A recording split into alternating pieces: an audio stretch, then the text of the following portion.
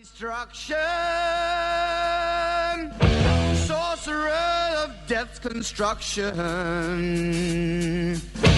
In the fields of bodies burning, as the war machine keeps turning. Death and hatred to mankind, poisoning their brainwashed mind. Welcome to the Anarchist World This Week, broadcast across Australia on the National Community Radio Satellite. Listen to the Anarchist World This Week, Australia's sacred cow slaughterhouse. Listen to analysis of local, national, international events. Listen to analysis you'll never hear anywhere else.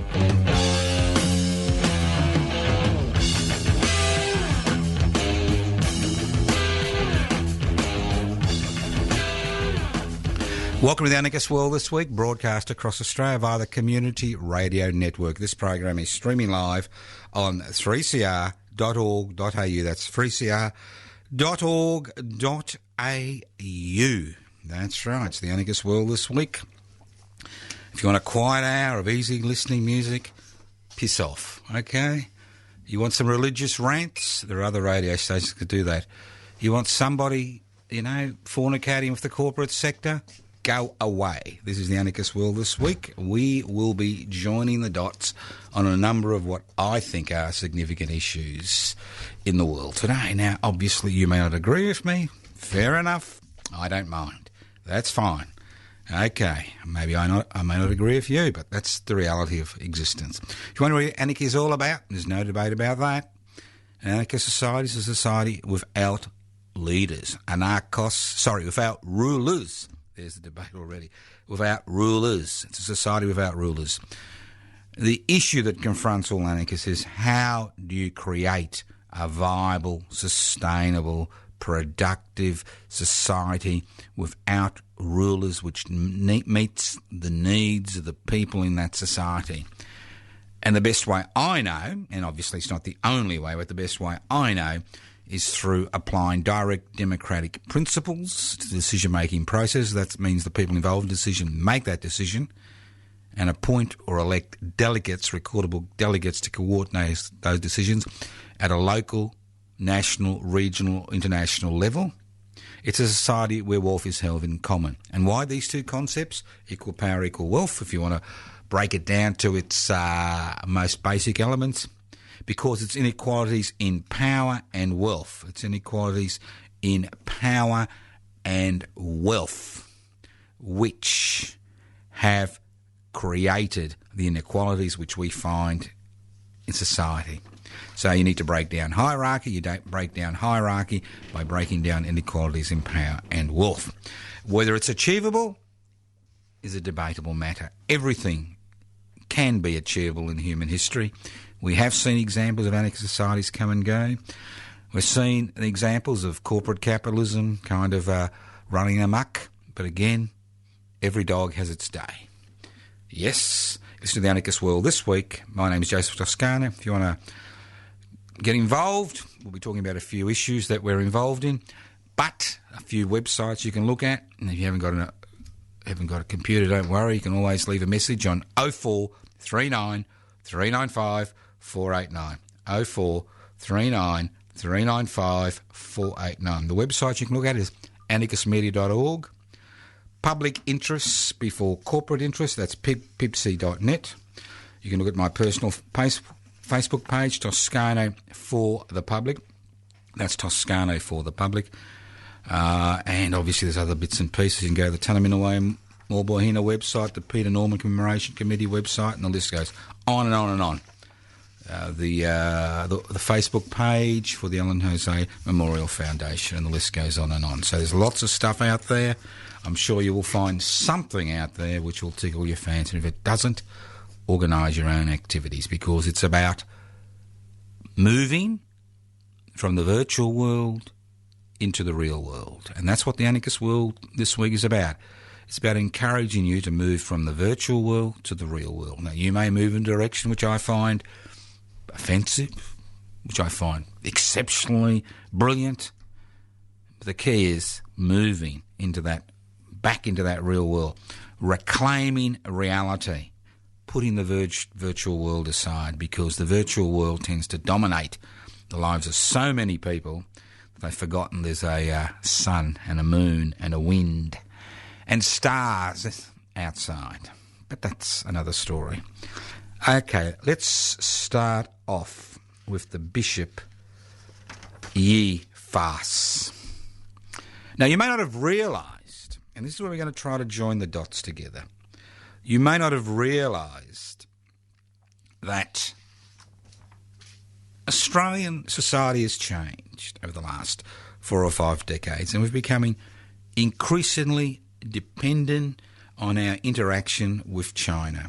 And if China sneezes economically, Australia has problems. Now, currently, the United States of America are under the groper, President Groper. My apologies, I need to show him the respect he deserves.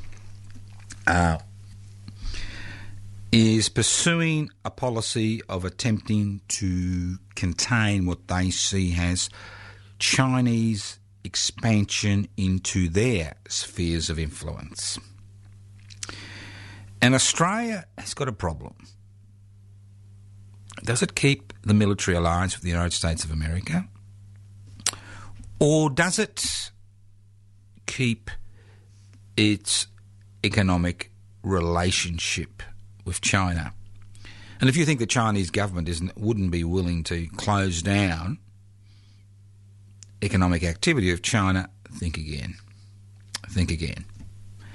Now, the Australian economy is highly leveraged. It's a fancy word for saying it is dependent to a significant degree, especially in terms of real estate investments and private real estate investment, domestic real estate investment, on Chinese investment. Now, when Mr Hastings, the federal Liberal member, gets up in the Parliament yesterday and talks about Dr Chow, a significant Australian business person with very, very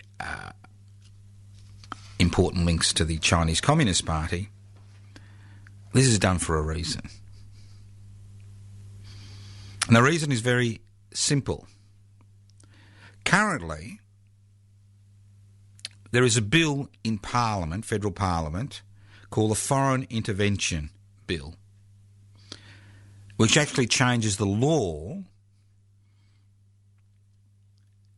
about overseas donors influencing domestic politics. And we've seen more and more of this in both sides of the political spectrum over the past decade, where overseas donors to Australian political parties tend to call the tune in terms of policies and legislation which is passed. So that's one reason. The other reason is that US alliance, where as a country we've been asked to take sides, and it's quite obvious that Mr Turnbull is happy to take sides with the United States. But that means economic pain. It means economic pain. And let's join the dots. Australia is one of the few countries on this planet that allows foreign investors to speculate in domestic property. And what I mean by domestic property, I'm not talking about businesses and land and farms, but in terms of units and houses which are used basically, to put a roof over people's heads. Now, this investment has artificially skyrocketed the price of Australian housing, where $1 million house is not unusual.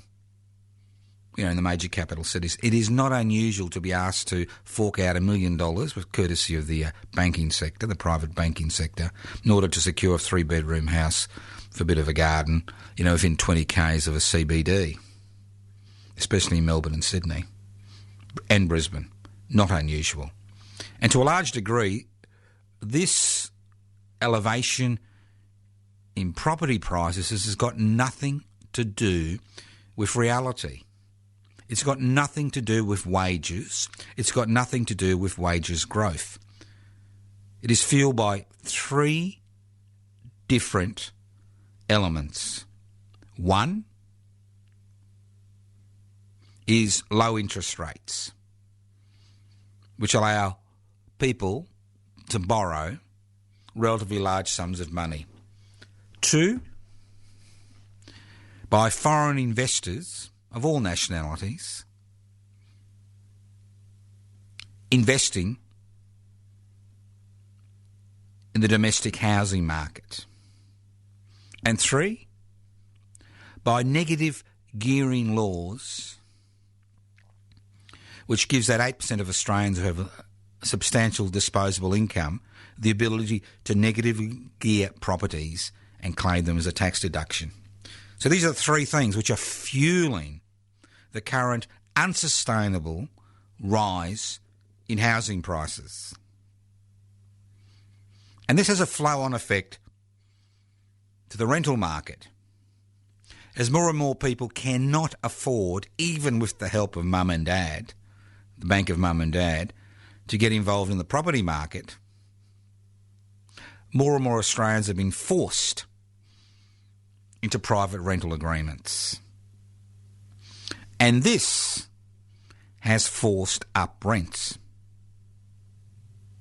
And when you add the fact that we are a nation which relies on tourism, I think it's our second or third biggest earner, and the growth of Airbnb in this country. If you wonder what Airbnb in this country is, when you put up your house for rent for a tourist for a short period of time, what you are seeing is a decreasing supply of rental properties and properties at the lower end of the market that are available to people on normal wages. And a normal wage today is $80,000, believe it or not,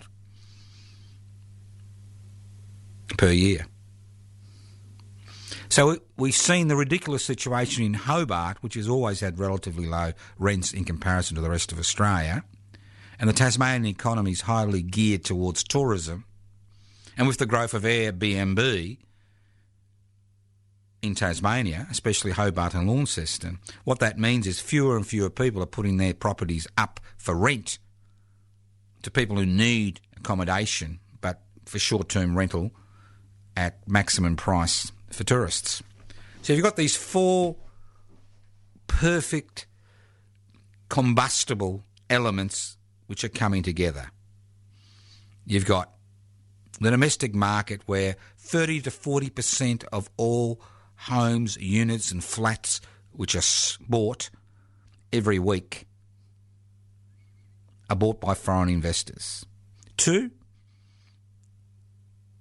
you've got the investment class, that 8 to 10% of Australians who have disposable income who are buying a second home because of negative gearing laws by which they can legally minimise their taxation. Three, you have the growth of the Airbnb movement, where private people can rent their home or their second home to tourists for much more, for short-term leases or rents, 2 or 3 days, than much more than they would receive from permanent tenants. And then you've got the problem of the winding down of the public housing sector across the country, especially in Victoria and New South Wales. So it's no accident that so many people spend so much of their income keeping a roof over their head. And it's no accident that we see more and more people who are not only just homeless, but people who are couch surfing, people who are forced into share homes, people who are... And it's quite extraordinary that when you think that the basic wage in this country for a full-time worker is actually makes them fall below the Australian poverty line. So you can actually see that there is an increasing pressure on the housing market. And as interest rates begin to rise, there'll be an extraordinary number of people who are over-committed financially through the banks, and we've seen what wonderful people the banks are when it comes to repossessions, if you've been following the Banking Royal Commission. And you can see that with this fight between Australia and China, this is going to have a profound impact on the housing market. Because you could see overnight a rapid fall in housing prices, which would have devastating consequences. Because in Australia, unlike the United States of America, when you take out a housing loan and you can't pay that housing loan and your home is foreclosed, your loan is foreclosed by the banks and your home is sold, if there is a shortfall, you will be pursued for that shortfall to the day you die. And if you think the banking sector are nice, wonderful people, the financial and banking sector, just look at the information which we have been talking about for decades on this program, which is currently coming out of the Banking Royal Commission and the Royal Commission to the financial sector. It has sent shivers up people's spine. And when you look at these so-called regulatory authorities, which supposedly regulate these, and how these large corporations thumb their noses at the law, let's not talk about morals or ethics, because they are concepts which are foreign to these entities. They are concepts which never enter their thinking, because they are there to maximise return to shareholders. And shareholders today, who have been forced into the investment market through the privatisation of old age through superannuation, demand a high return on their investments so they can survive. So you've got all these factors which are coming together to create a perfect hurricane, a perfect storm, a perfect cyclone, a perfect eruption as far as the economy is concerned. And we may be able to keep it at bay for a relatively short period of time by keeping up immigration rates, but we are getting to a stage, very close to a stage, where this pack of cards, which have been stacking on top of each other, with no foundations, may, within the next few years, crumble and create a lot of economic pain.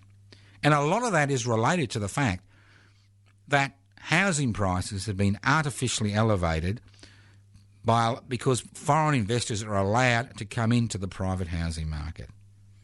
So getting back to Dr. Chow, Mr. Hastings, the accusations which were made in Parliament, why they were made, and Australia's relationship with China, nothing highlights this more than the meeting that the Chinese Foreign Minister Wang Yi and our Foreign Minister Julie Bishop had in Buenos Aires recently in the last few days.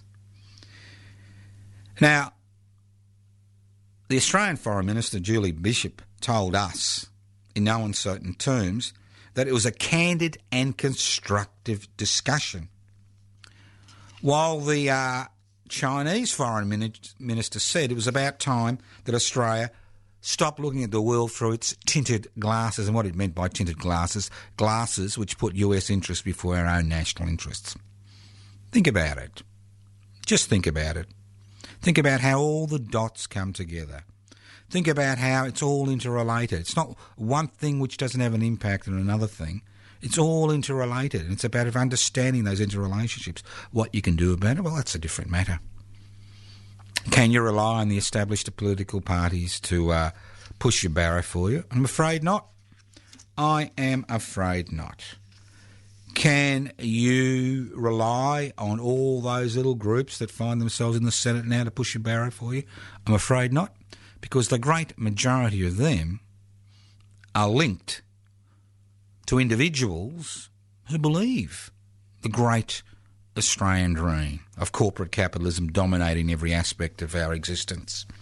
So, why not join a new social movement and political party? Both. It's a social movement and political party. Public interest before corporate interest. It's about putting the interests of the many, that's the public, before the interests of the few, the corporations. Simple concept. It's so hard to get these concepts across to people, to Australians in 21st century Australia. Because most people have forgotten that there is such a thing as a public interest, or there's such a thing as a public. It's all about our private needs and how we meet these needs in the private marketplace. It's a little bit like getting a golden shower, paying for a golden shower. That's about all you get if you play in the private marketplace. Now, if you want to join public interest before corporate, so look up what they're all about. Have a look at their application form. Go to www.pibci.net, pibci.net.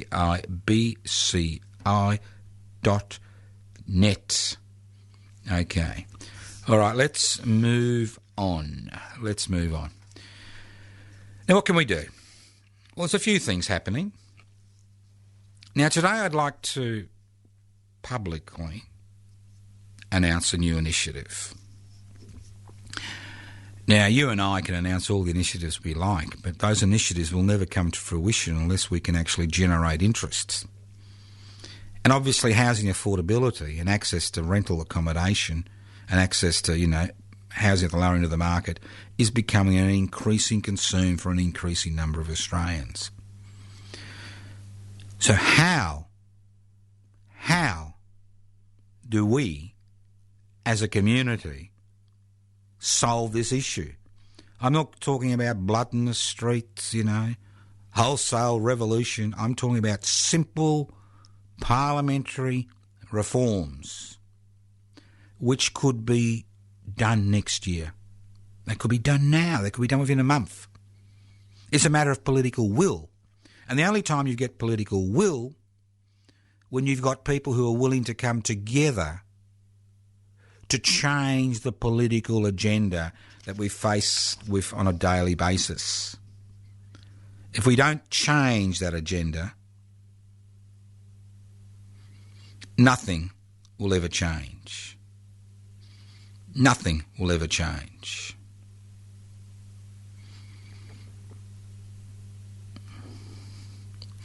Now,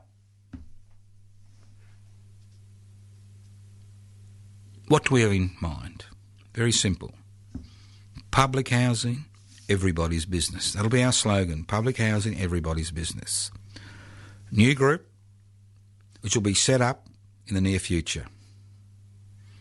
Now, obviously, we will work in with Defend and Extend Public Housing and all the other public housing associations. And public housing is housing that is government-owned, government-managed. It's not social housing, it's not community housing, it's not affordable housing, which are basically private organisations, whether they're for-profit or not-for-profit. And our slogan is very simple. If we use stamp duty revenue, over $6 billion per year in Victoria. That's stamp duty revenue, right? If we use stamp duty revenue for public housing, and I'm speaking slowly, for public housing, 1 million Victorians will be settled in public housing by 2029. So within a decade, if the money that is raised in Victoria, and this goes for every other state in this country which has stamp duty, which is a tax, stamp duty is a tax which is levied on the purchaser, a person who purchases property, and it can be an extraordinary amount as the housing prices rise. You can house up to 1 million Victorians within a decade. And you don't need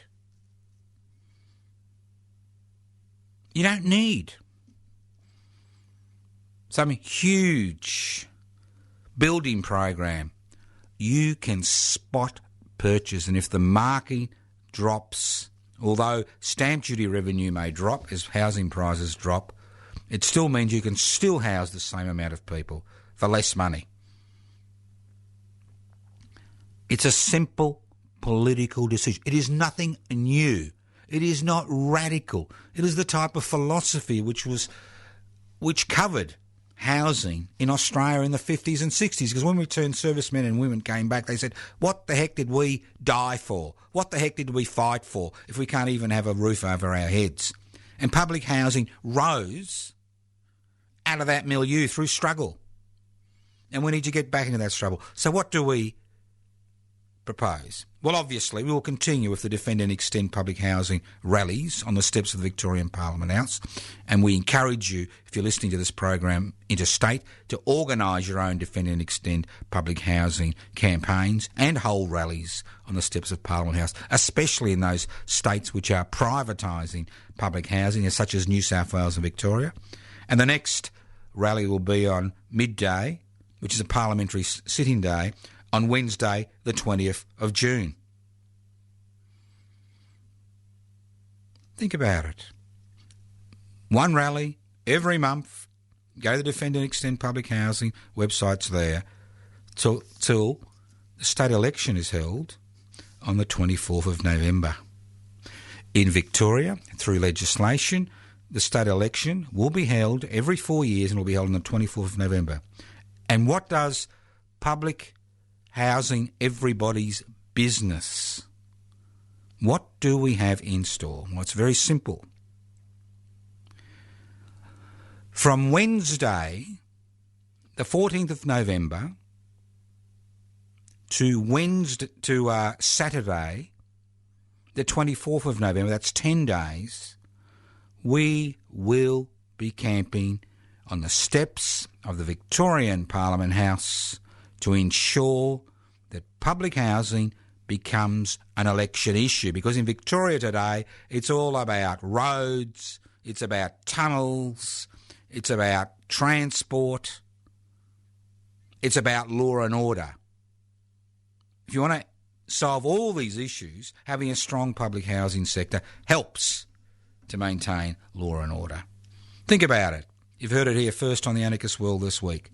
Use stamp duty for public housing. House 1 million Victorians by 2029. House 3 million Australians by 2029. That would take the pressure off everything. It would reduce rents. It would reduce housing prices. It would make accommodation, housing, not an investment prospect, but a way of providing families, individuals, couples with the necessary basis, the necessary secure basis via which to create a reasonable life for themselves. You listen to the Anarchist World This Week, broadcast across Australia via the Community Radio Network. This program is streaming live on 3cr.org.au. My name's Joseph Toscano. I'm hosting today's program. Now, what I may do is talk about a few activities that we've got in the pipeline. Well, they're actually organised. They're no longer in the pipeline because a lot of people say, well, I don't like that. I do like this. I don't like that. Well, look, there's always things. You can always make an excuse. If you want to live in the virtual world, if you want to be consumed by Netflix or TV or, your latest porno trick, that's fine. That's fine. That's your choice. But if you want to have a little bit of control over your life, well, I suggest that maybe you spend less time watching the wedding. I'm not going to use the word royal. Could you imagine royal? Why somebody royal? Why are they better than me? Why are they better than me? Maybe because they have an armed forces or a state apparatus. Huh? They can impose their will. But this wedding they had in England, everybody was excited. Well, a lot of people I didn't think would be excited were excited by it. Well, obviously you do need this distraction in life. Life can be quite tedious, especially if you're spending most of your time trying to make ends meet and, surfing the net, watching a few people get married on the other side of the world, watching a bit of porno, gambling your life savings away on the net or going into the local pokies. All reasonable things to do if you're trying to bury yourself away. But unfortunately, they're only distractions. Reality does have a nasty habit of, coming in. So a few activities. Now, I don't know if you remember the parliamentarian Julia Banks. Now, she was the parliamentarian who said that she really did believe that people could live on $40 a day on the New Start allowance. She said there's all these other things that help people, but, she's a woman who's, very astute investor.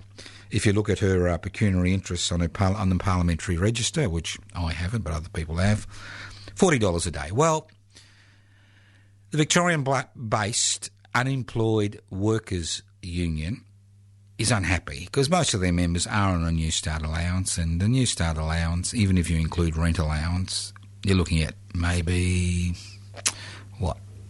$250, $260 a week. Doesn't even cover rent in a shared home. But, Julia Banks, that's her opinion. Well, the Unemployed Workers Union, the Victorian branch, has decided that they would like to wander down to her office at 1 p.m. on Friday the 25th of May, that's this Friday, 1 p.m. at Friday the 25th of May, and the office is at 140 Burwood Highway, Burwood, which is on the tram line. So 140 Burwood Highway, Burwood, and just let her know what they think about that statement. Peaceful protest, just to highlight how out of touch our so-called parliamentary representatives are with the real world. So there'll be 3 speakers. There'll be a president of the Unemployed Workers, the Victorian branch of the Unemployed Workers Union, Mr. Owen Bennett.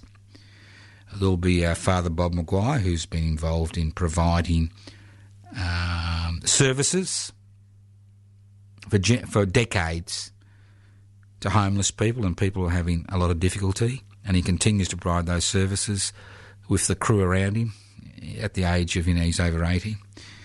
And I'll be there. I'll be speaking on behalf of Public Interest Before Corporate Interest. I've been asked as Secretary, Convener of Public Interest Before Corporate Interest to pop along and speak my mind, and I'm quite happy to speak my mind on this particular issue. It is an issue because the New Start allowance hasn't actually been raised within 24 years, and none of the major political parties think it's a real issue. They're all frightened about what, the corporate-owned media, especially the Murdoch media, will think if they talk about assisting people who, through no fault of their own, find themselves on a New Start allowance. And you'd be amazed, the great bulk of people on New Start allowance are the young and the over 50s, the under 25s and the over 50s. So come along, if you can make it, 1 p.m, Friday the 25th of May, 140 Burwood Highway, Burwood, outside Julia Banks. The Honourable Julia Banks at 1 p.m. on Friday the 25th of May. That's one thing out of the way. Now, another thing. Well, obviously, I've just mentioned the Defend and Extend Public Housing rally on the steps of the Victorian Parliament House at midday on Wednesday the 20th of June. Now, the Wednesday Action Group, which has been reclaiming public space in Melbourne, CBD, for the last 19 years, as it's 19 years in existence, is holding an Institute of Private Affairs, they like to call themselves Institute of Public Affairs, standoff. That's right. Now, the IPA, in our opinion, is one of the greatest roadblocks to change in the society.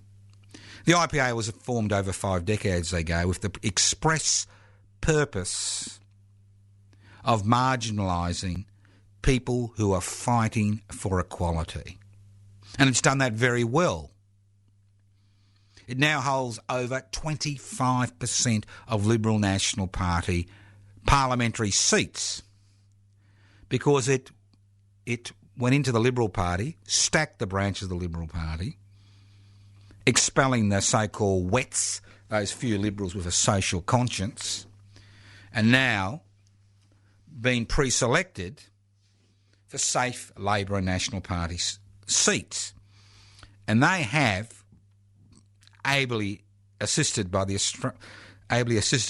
Alternative Liberal Party, masquerading as the Labor Party, they have ably, and to their credit, promoted the corporatisation, privatisation, globalisation, deregulation viewpoints which have dominated social, economic, personal, political, cultural activity in this country over the last 4 decades.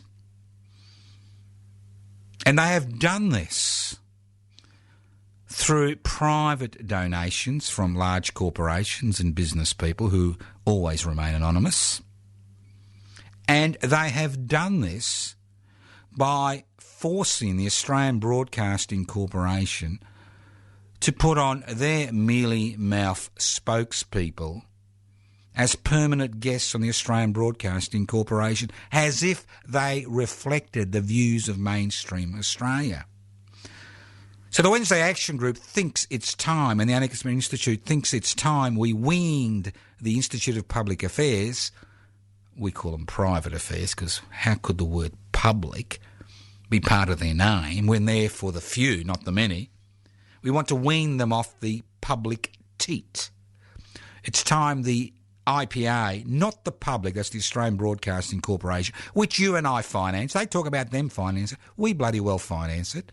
And I can assure you, people with viewpoints like myself and the listeners to this program do not get any significant airtime on the Australian Broadcasting Corporation. In comparison to the Institute of Private Affairs, it's time they paid for their extremist propaganda. Now, we think the IPA is spiky on the outside. They like to flex their muscles, push people around, but yellow on the inside. Yellow on the inside. When it comes to a little bit of criticism, glass jaw people. So, the Wednesday Action Group will be outside the Melbourne offices of the Institute of Private Affairs, the IPA, from 11:30am to 12:30am on Wednesday the 23rd of May, Wednesday the 30th of May, I think Wednesday the 6th of June and Wednesday the 13th of June. That's right. We'll be there for an hour. Last time we were there, they called the police. You know why they called the police? And the police obviously turned up in numbers because we had the audacity. Well, one of our members, not all of us, I'm a coward, obviously, but one of our members actually stood on a step which led to the offices of the IPA. He wasn't blocking, he was just trying to hand out a few leaflets. So we thought it's time that their role in Australian politics was highlighted. And you're welcome to come along. 11:30am, 12:30, starting Wednesday the 23rd of May, Wednesday the 30th of May, Wednesday the 6th of June, Wednesday the 13th of June. So there's something else you can go to. Something else. Now, Reconciliation Week is more than a football game. Now, it looks like the AFL has, to a large degree, co-opted Reconciliation Week. Now, Reconciliation Week is an important week. It is bookended by 2 important days. National Sorry Day, which is on the 26th of May, and Mabo Day, which is on the 3rd of June. It's a national week about promoting reconciliation between Indigenous and non-Indigenous Australians, and I'll be speaking much more about Mabo Day next week, which is Sunday the 3rd of June this year. But unfortunately, it seems to be all about a football game in Victoria, at least. But it's much more. It's about justice. It's about righting wrongs. It's about acknowledging the past. It's about moving forward on the issue of a treaty between Indigenous and non-Indigenous Australians, whether it's based a national treaty or whether it's based on a treaty of each individual Indigenous group in this country. So, on Saturday, the 26th of May, there will be flag-raising ceremonies in many parts of the country. Now, I'll be attending, and as I have for the last 20 years, I'll be attending the Bayside flag-raising ceremony, which you're all invited to come to if you wish, at 76. It's in Sandringham. I think it's 76 Royal Parade, Sandringham. It's at the Bayside corporate offices, which are basically the Bayside City Council offices in Sandringham. So there's usually a ceremony, and senior elder for the Boonwurrung, Carolyn Briggs, will be there to represent the Boonwurrung, and obviously I'll be making a number of announcements regarding the Ellen Jose Memorial Foundation this Saturday at 9:30am regarding a number of bursaries.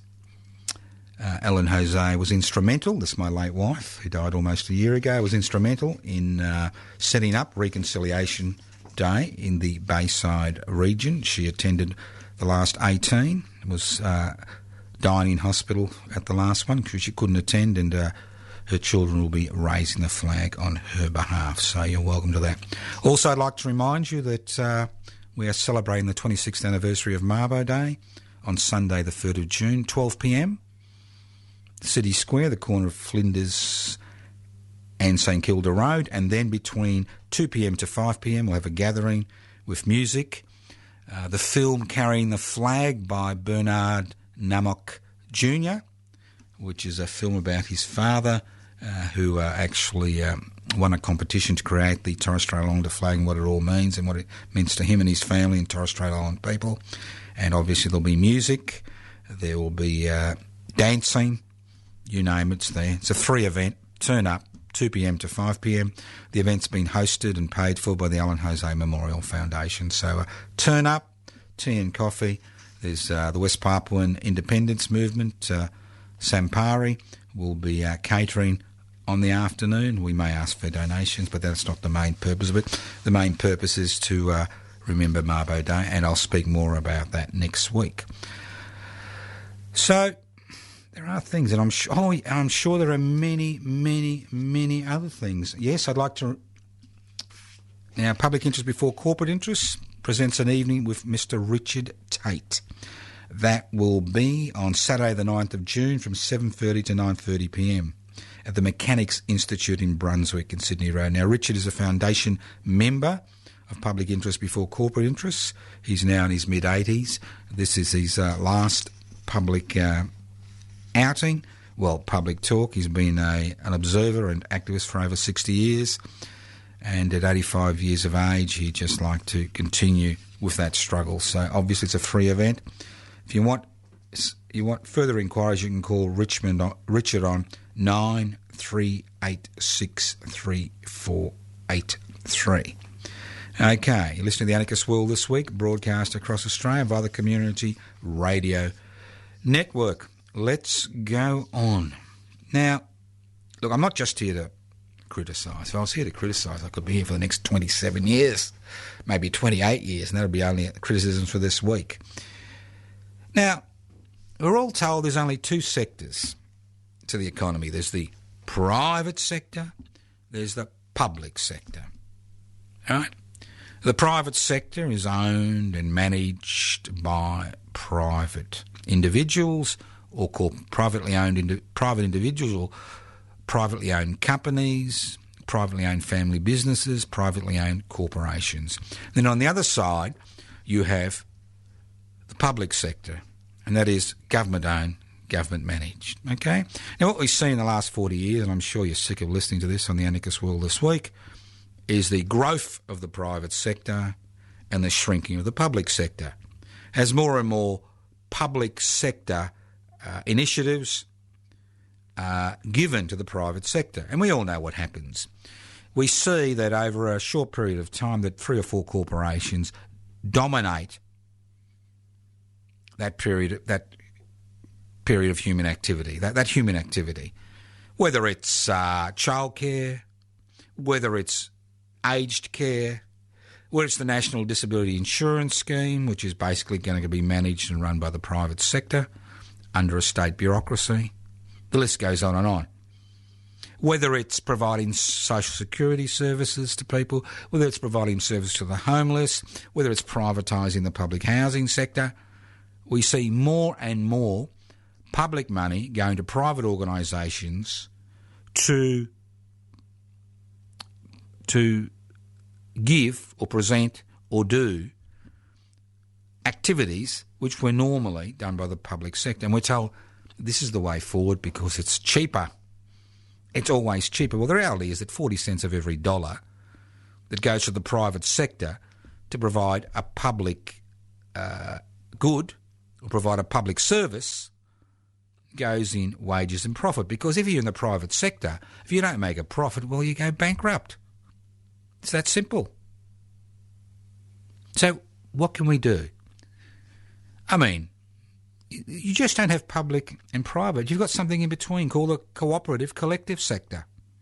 That's when people come together to create an industry or an activity or a business where they share the profits, where they share the decision-making processes.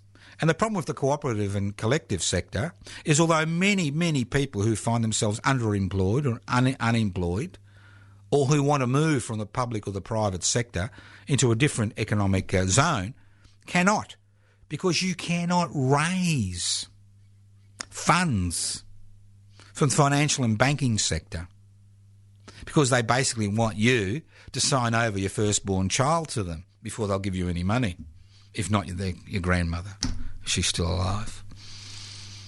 So why not use 1%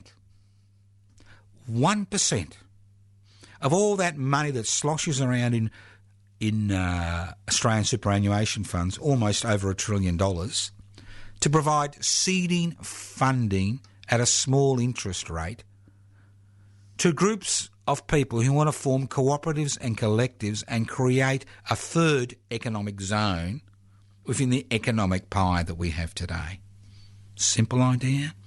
Doesn't take revolution. Doesn't take blood in the streets. You don't have to behead anybody. You know, simple process. Parliamentary legislation. Bingo. Bingo. Done. Done. Easy. Simple.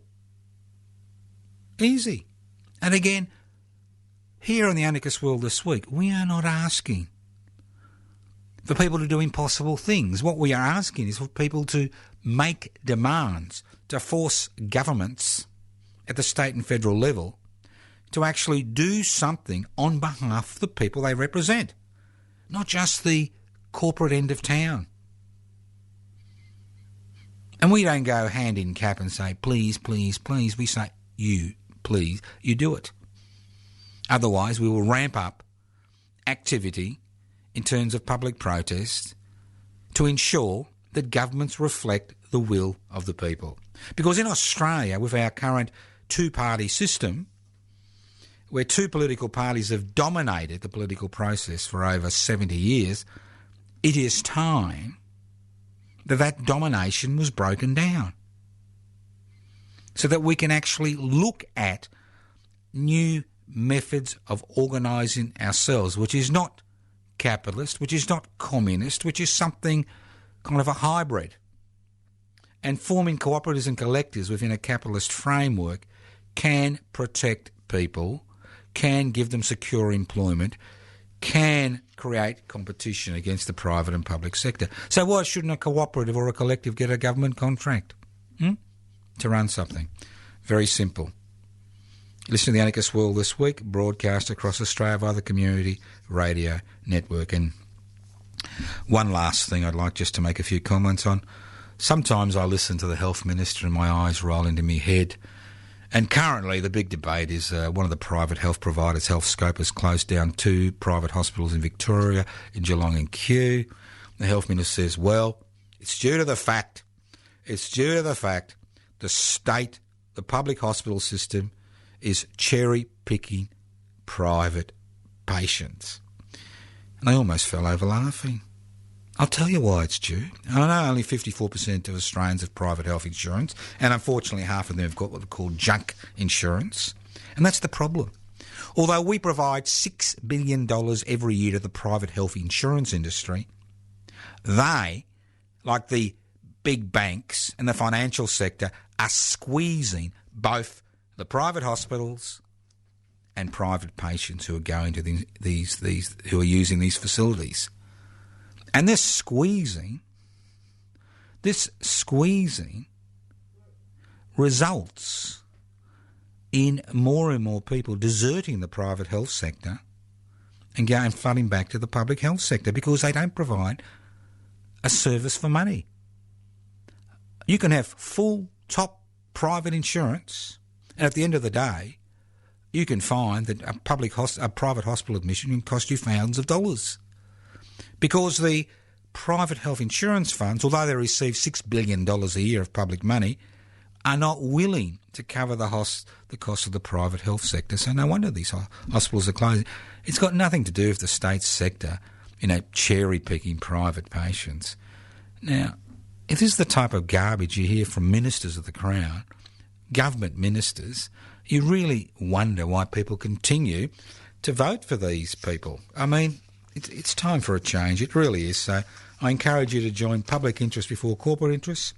Download the application form, pipsy.net, pibci.net, pipsy.net. You can write to us. Yes, I do answer letters. Post Office Box 20, Parkville 3052. Post Office Box 20, Parkville 3052. Go to the Defend and Extend Public Housing page. Defend and Extend Public Housing. Affordable housing, a right, not a privilege. Go to the Anarchist Media Institute website, anarchistmedia.org, anarchistmedia.org. Go to my personal Facebook page, Toscano for the Public. That's Toscano, Toscano, for the public. Join us. Well, you've been listening to the Anarchist World This Week, broadcast across Australia via the Community Radio Network. This program has been streaming live on 3cr.org.au. It has been streaming live via the Community Radio Network. My name's Joseph Toscano. I've been hosting today's program. Listen in to the Anarchist World This Week on your local community radio station next week. This program has been streaming live on 3cr.org.au. That's 3cr.org.au. The program is podcast. You can access the podcast by going to 3cr.org.au. Thank you once again for listening to the Anarchist World This Week on your local community radio station, courtesy of the Community Radio Network. If it's the first time you've heard the Anarchist World This Week, well, I encourage you to listen. It's important that we break the hypnosis. We're a little bit like hypnotised by a cobra, and the cobra is this deregulation, privatisation, corporatisation, globalisation cobra. It's looking at us, and we're kind of hypnotised, thinking that sooner or later all that gold will flow to us. Well, it's not going to flow to us. Thank you once again for listening to the Anarchist World This Week on your local community radio station via the Community Radio Network. Okay, hopefully we will be able to broadcast to you next week via the Community Radio Network. We are now currently waiting for the next program on this radio station to wait for the next radio station to come in, and we will continue this program. This is the Anarchist World This Week, broadcast via the Community Radio Network. Now, those local listeners on Community Radio 3CR, don't forget the 3CR radiothon is about to hit us. In order to maintain our independence, we need to collect money. There are many programs, Community Radio 3CR, that will be asking for your support. We encourage you to support them during Radiothon Week, which will be going from the 5th to the 18th of June, which is just around the corner. I think it's 6th to the 18th, which is just around the corner. And the whole purpose of the community radiothon is to actually raise money to keep 3CR broadcasting on air 24 hours a day, 7 days a week for the next year. Evil minds that plot destruction, sorcerer of death's construction. An analysis you'll never hear anywhere else. Anarchist World This Week, Australia's sacred cow slaughterhouse. 10 a.m. every Wednesday. Listen to the Anarchist World This Week for an up-to-date analysis of local, national and international events. Poisoning their brainwashed minds. Oh, Lord, yeah.